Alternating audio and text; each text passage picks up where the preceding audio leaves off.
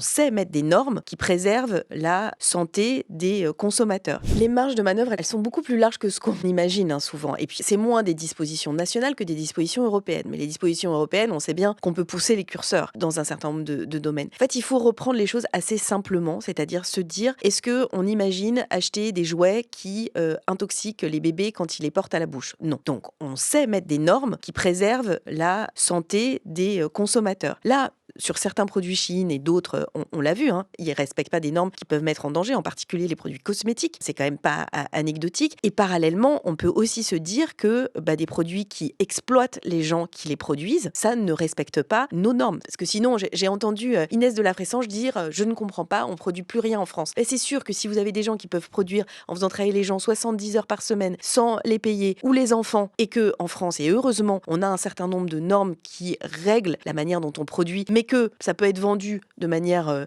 indifférenciée, ça fonctionne pas. Effectivement, les consommateurs sont sensibilisés, mais d'abord, ils sont pas tous très informés. Ensuite, on sait pas exactement, on a sans cesse essayé d'avoir une étiquette carbone, de pouvoir justifier de la manière dont c'est produit, mais il y a parfois du flou, de la dissimulation, et puis, c'est pas toujours décisif dans le comportement des consommateurs. En revanche, dire qu'il y a des choses qui sont possibles et pas possibles, c'est le sens même de l'État.